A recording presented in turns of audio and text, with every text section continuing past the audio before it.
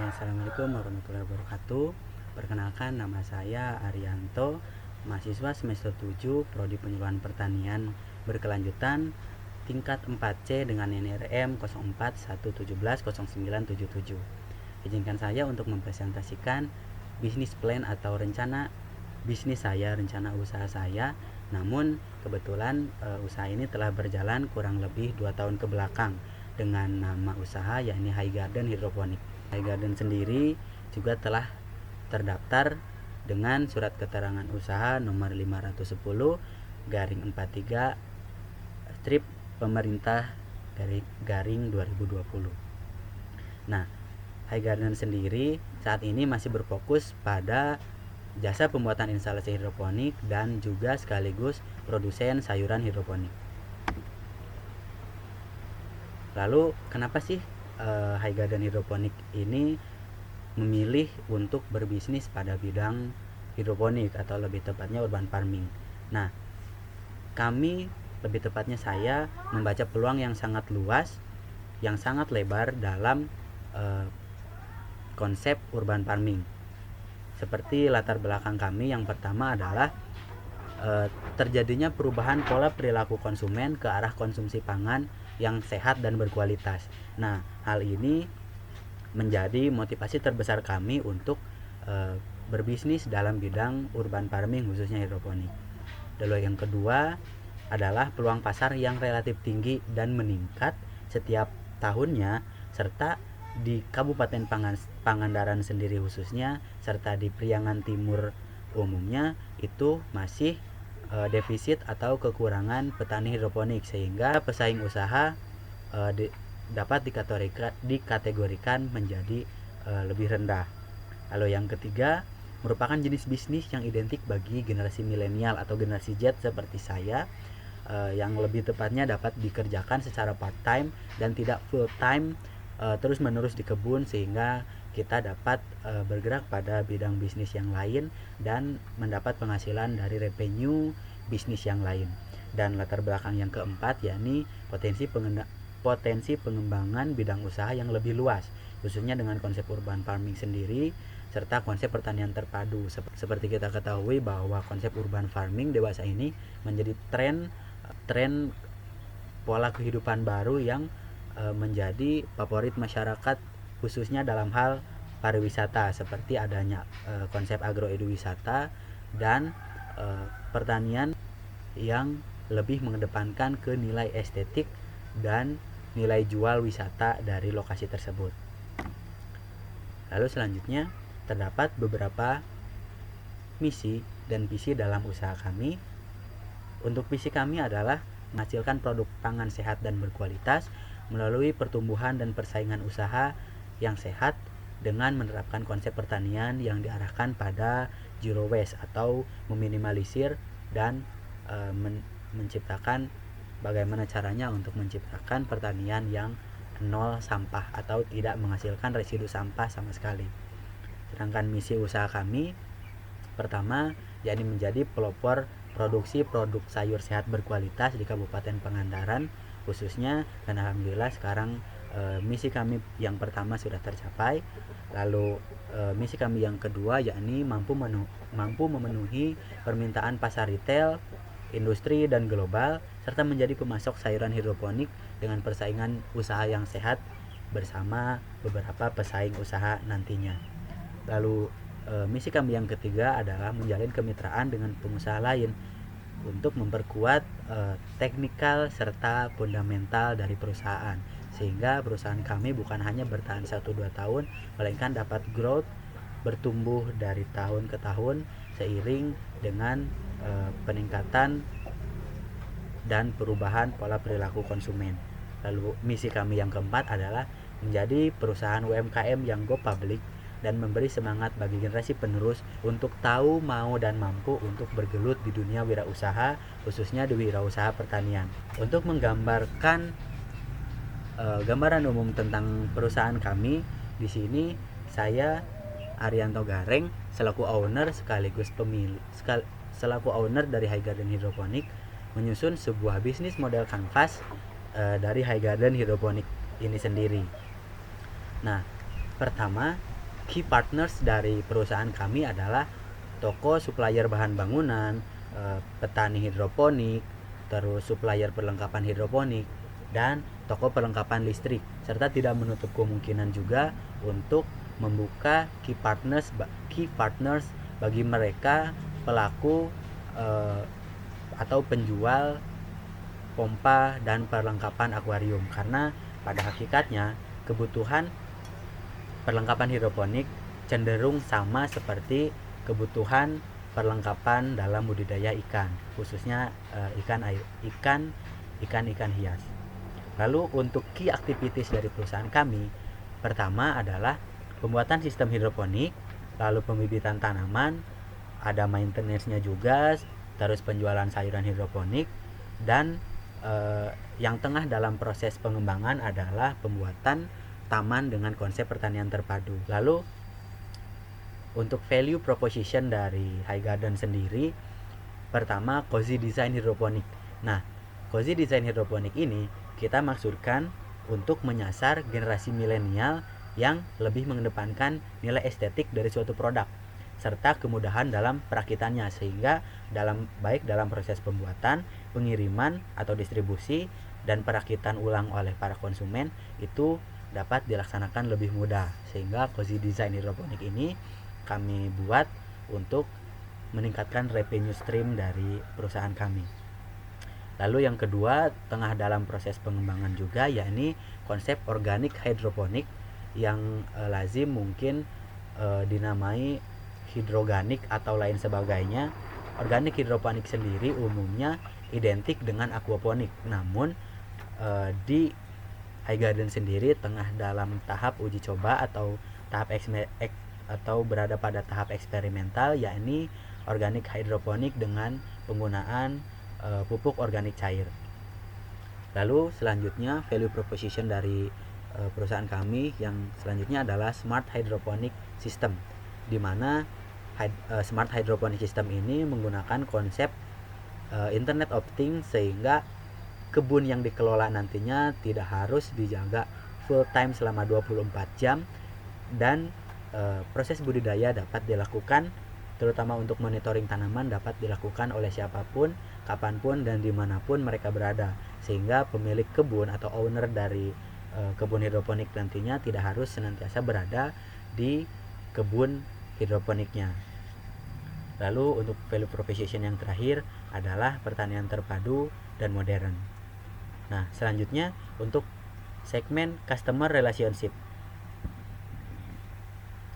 Untuk menjaga customer relationship kita berjalan normal, kita senantiasa membuat e-flyer dan e-magazine untuk mengedukasi para konsumen, sehingga ke depan bukan hanya pelatihan terkait hidroponik, para konsumen yang sempat atau telah order di kami juga dapat mendapatkan benefit yang lebih berupa e-flyer dan e-magazine sebagai sarana edukasi mereka. Lalu customer relationship yang kedua, yakni hubungan dan komunikasi yang responsif, baik bottom up ataupun top down, di mana konsumen dan seller atau Highgarden sendiri tidak ada kesenjangan sosial atau tidak ada batasan dalam hal hubungan dan komunikasi, sehingga konsumen dapat mendapatkan benefit lebih dari hal pelayanan jasa terkait konsultasi bagi kegiatan budidaya pertanian hidroponiknya. Lalu yang ketiga adalah full pembinaan dan pelatihan bagi para konsumen serta calon konsumen, di mana hal ini jelas menjadi nilai lebih bagi perusahaan. Ketika konsumen akan memesan instalasi hidroponik, kita berikan pembinaan dan pengarahan terkait konsep yang cocok untuk diterapkan di kebunnya, sehingga nantinya dapat menyesuaikan dengan kebutuhan konsumen. Lalu terdapat customer segmen dari perusahaan kami. Tentunya yang pertama adalah end user atau konsumen di tingkat perumahan atau tetangga-tetangga. Lalu yang kedua, CSR program perusahaan seperti perusahaan batubara, perusahaan pertambangan, perusahaan minyak, dan lain sebagainya dengan skala yang besar dan memiliki kewajiban untuk melaksanakan CSR. maka kita dapat mengajukan proposal kepada mereka untuk melakukan pembuatan kebun hidroponik. Lalu customer segmen selanjutnya ada hotel, resto, cafe, dan retail. Ini sudah menjadi hal yang lumrah bagi market segmen dalam hidroponik, karena ketiga segmen ini merupakan konsumen utama dari produk hidroponik. Dan yang terakhir adalah mereka para hobiis yang lebih cenderung ke mereka yang mengedepankan gaya hidup sehat, di mana mereka sudah tidak mengedepankan harga, tetapi mereka melihat dari segi kesehatan atau manfaat yang mereka dapatkan dari produk yang akan mereka konsumsi. Lalu key resource dari Highgarden sendiri, yang pertama adalah skill praktis hidroponik, yaitu saya sendiri selaku owner. Lalu kualitas bahan material yang digunakan, di mana bahan material yang digunakan kami senantiasa melakukan diskusi sebelum proses pembuatan instalasi. Hal ini tentunya untuk meningkatkan kepercayaan konsumen dan meningkatkan kepuasan konsumen terhadap produk instalasi yang kita hasilkan. Lalu consumables of hydroponic ini hubungannya dengan tingkat konsumsi hidroponik di kalangan masyarakat atau di para konsumen. Lalu untuk channel sendiri, channel pemasaran, channel distribusi kami, yakni pertama tentu kita memanfaatkan revolusi industri 4.0 yang sekarang sudah mengarah ke 5.0 atau society. Nah, society ini sendiri lebih mengedepankan ke artificial intelligence, sehingga kami dapat melakukan promosi produk melalui sosial media, baik itu WhatsApp, Telegram, Facebook, Instagram, YouTube, dan lain sebagainya yang dapat kita manfaatkan untuk promosi produk. Lalu close relate people itu adalah circle dari pemilik atau owner perusahaan, sehingga teman-teman terdekat, sanak saudara dapat sekaligus membantu pemasaran produk. Nantinya juga sesuai dengan key partners perusahaan, yakni adanya petani hidroponik mitra. Nah, pemasaran produk dapat dilakukan melalui para petani hidroponik mitra tadi. Lalu untuk cost structure, biaya yang digunakan yakni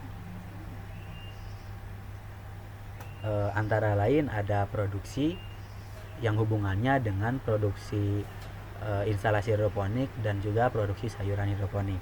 Dan yang kedua adalah untuk pembelian bahan baku konstruksi bagi pembuatan instalasi hidroponik. Lalu ada biaya utilitas atau biaya perusahaan yang digunakan untuk menjalankan kegiatan produksi, dan terakhir ada biaya tenaga kerja. Lalu revenue stream dari Highgarden sendiri itu apa aja sih? Pertama, yang paling utama tentu sesuai dengan passion pertama Highgarden Hidroponik didirikan, yakni produksi instalasi hidroponik. Dan alhamdulillah sejak awal didirikan perusahaan, yakni pada awal 2019 silam sampai dengan saat ini, yakni di awal tahun 2021, kami telah memproduksi instalasi sebanyak kurang lebih 40 unit instalasi yang tersebar secara umum di Kota Bogor, di Jakarta, lalu di Kota Bandung, di Ciamis, di Pangandaran, dan waktu itu di Bekasi dan lain sebagainya. Lalu untuk revenue stream yang kedua adalah smart hydroponic system, di mana smart hydroponic system ini kita kembangkan sebagai revenue stream perusahaan. Lalu penjualan sayuran hidroponik ini sudah jelas sesuai dengan revenue stream dari kegiatan produksi sayuran hidroponik.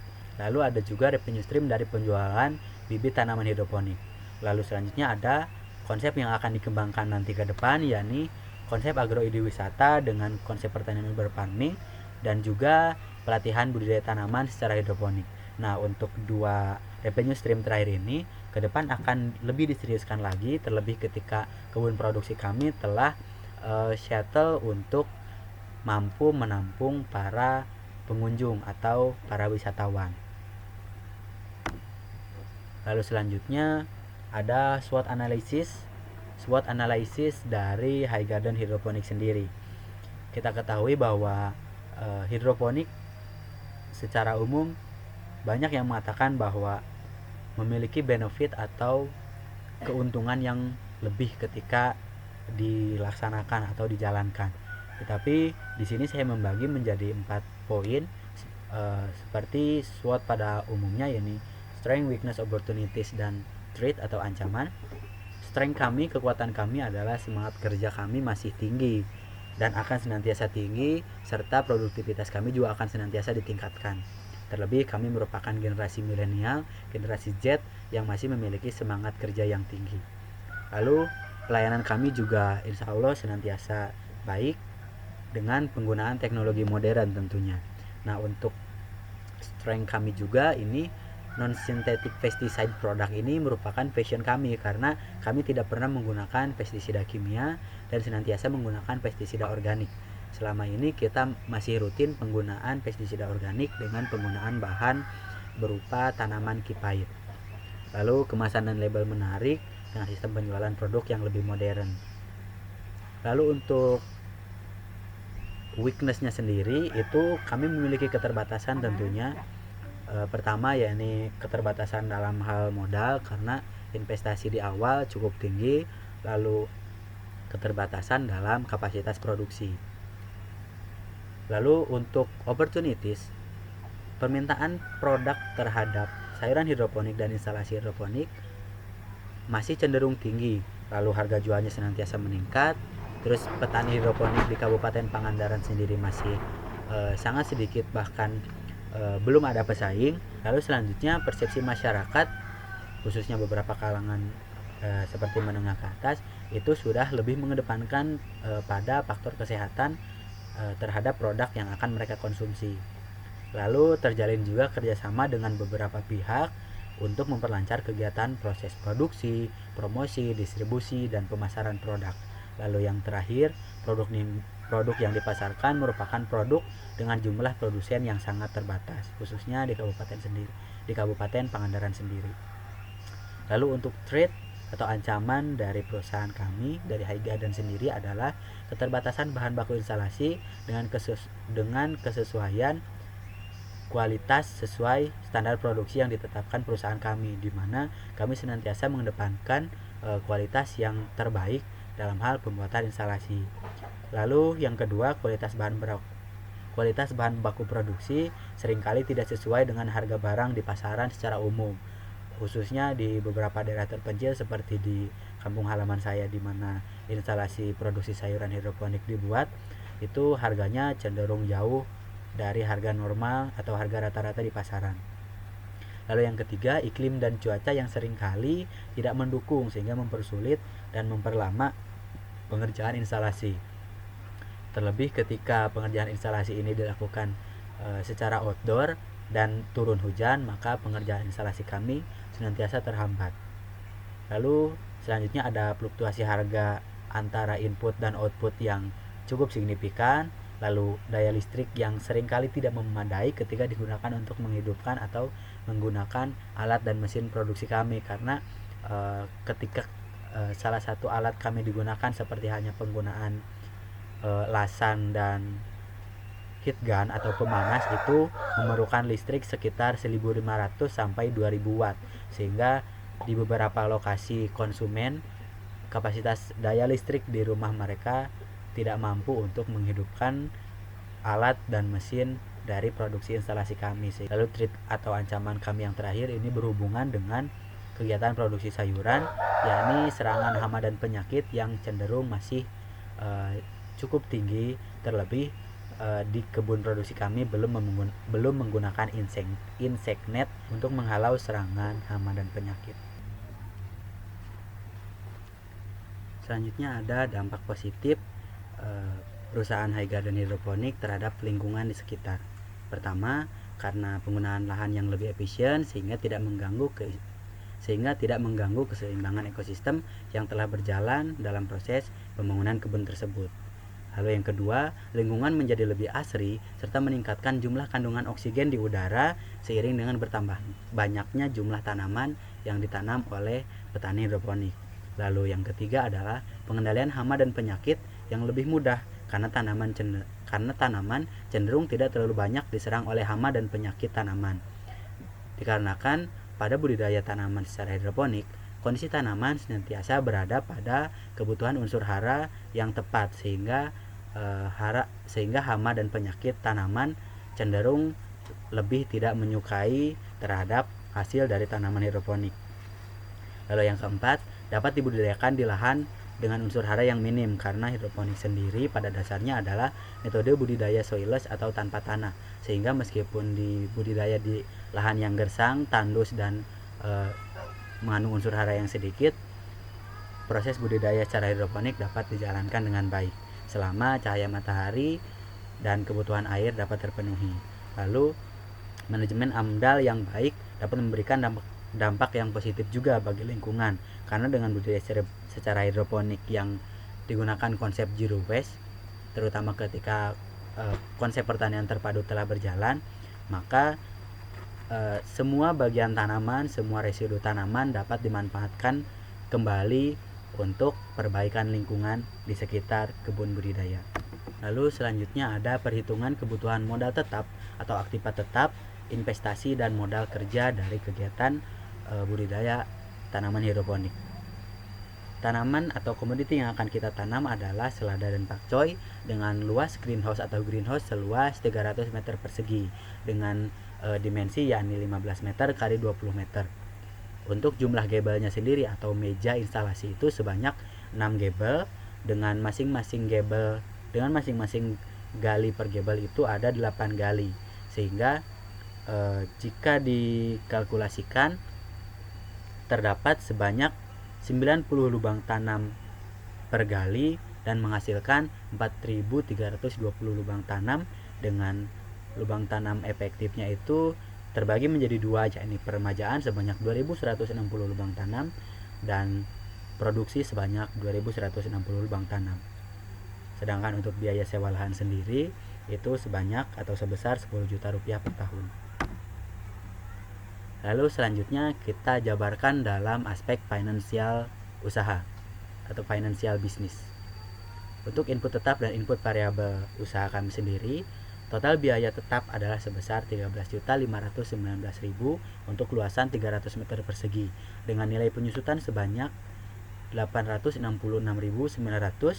biaya variabel sebesar 13.288.800 dan upah tenaga kerja sebanyak 12 juta per bulan dan mobilisasi serta demobilisasi sebanyak 1.252.200, sehingga total biaya investasi adalah sebanyak 40 juta rupiah. Lalu untuk income atau pendapatan usaha, dengan jumlah lubang tanam tadi untuk sekali panen sebanyak 2.160 lubang tanam yang disesuaikan dengan kapasitas produksi dari instalasi produksi sebanyak 2.160 lubang tanam dikali 10%, karena ada kemungkinan kematian dari tanaman yang dibudidayakan, sehingga jika dikalkulasikan kemudian dibagi 2 atau rasio per pack per kemasan sebanyak 2 tanaman per kemasan dikali 7.500 per kemasan, itu mendapatkan hasil sebanyak 7.290.000 rupiah per musim tanam. Nah, ini jika dikalkulasikan menjadi satuan tahun, di mana 1 tahun itu terbagi menjadi 8 kali musim tanam dengan 1 musim tanam selama 49 sampai dengan 50 hari. Ini menghasilkan revenue sebesar 58.320.000 rupiah, dengan sebesar 38.156.000-nya merupakan laba bersih dari perusahaan atau gross margin. Lalu analisis dari segi break even point, revenue cost ratio, dan payback period. Untuk break even point sendiri, harga pulang pokoknya adalah sebesar Rp2.593 per kemasan atau sebesar Rp1.296 per tanaman.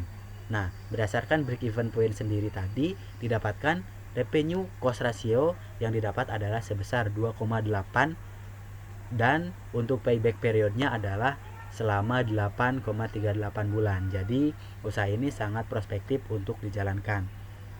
Lalu selanjutnya ada segmen gross benefit cross ratio, net benefit cross ratio, IRR dan NPV.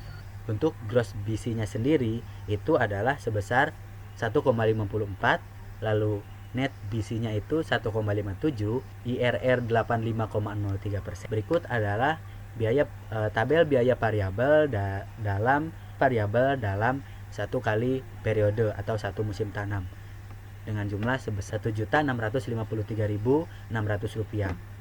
Lalu selanjutnya ada tabel biaya tetap dan biaya penyusutan seperti dijabarkan di awal.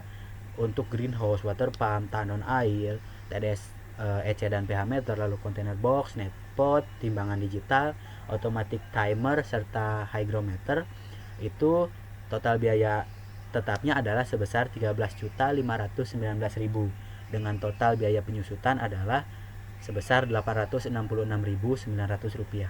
Lalu selanjutnya ada tabel analisis NPV, BC ratio dan IRR pada usaha pengembangan hidroponik sendiri atau dengan nama High Garden.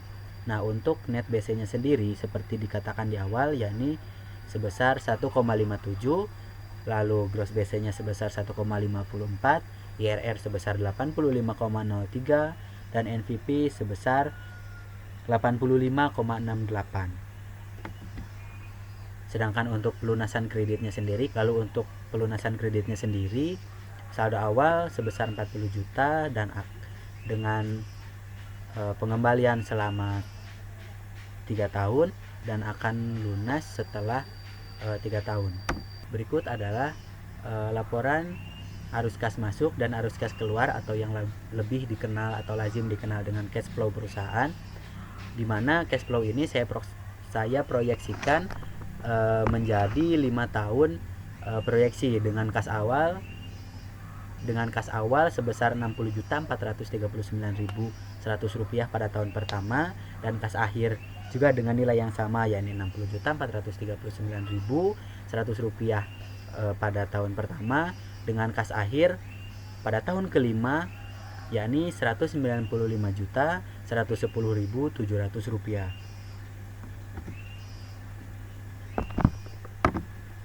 Berikut adalah tabel analisis BC, NPV, dan IRR.